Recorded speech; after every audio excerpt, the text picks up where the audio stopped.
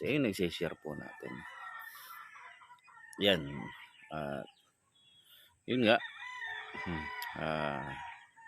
Time na para i-video ko uli ang aking mga alagang sisiw at alagang mga manok na aking pinagkakalibangan doon sa mga dati kong kapwa OFW. Ayan.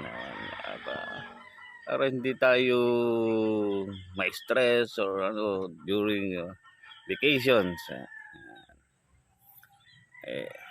Maglibang-libang tayo. Every morning lang naman to. At siyempre na-exercise na rin tayo sa paglalakad, sa sa araw-araw na ginagawa. Yung siyempre yung isip natin laging gumagawa ng way kung paano sila mapapanatili ang kalusugan araw-araw. So hindi naman pwede tayong aasa basta-basta sa mga vitamins, sa mga lahat naman ng binibigay natin hindi natin masasabi kung hanggang saan ang kakayanan ng kanilang katawan upang i-absorb lahat ng ini-intake nilang pagkain at saka vitamins araw-araw. So masama rin pagka sobra pagdating sa manok. So yun, may mga manok ako na pinagala nga sa ngayon. Yun, masisigla yung mga gold na pinakita ko sa inyo na sinasanay ko upang sila ay masanay sa lupa at makagala na rin at yung mga pakpak nila ay ma-exercise at saka yung mga paa nila pagkakain mga pagkain, minerals na kanilang kakailanganin araw-araw bukod sa patoka. So yung iba naman hindi ko pa masyadong nilalabas at yun nga, binanggit ko nung nakaraan marami ditong mga aso na medyo galit sa mga manok. Yung akin namang mga alaga rito sanay.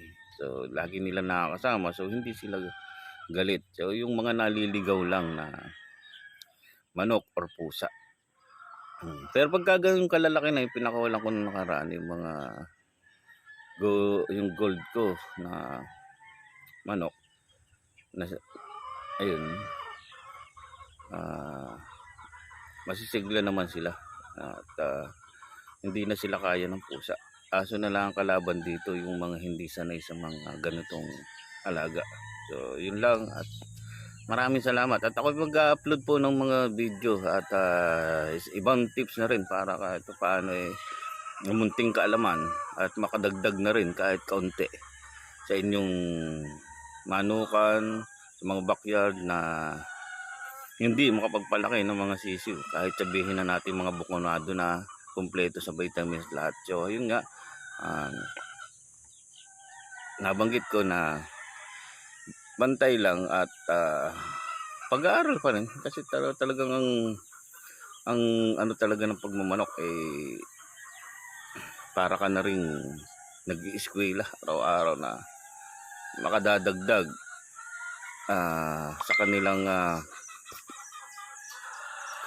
kanilang kalusugan at sa wastong paglaki. Yun lang at maraming salamat. Bye-bye!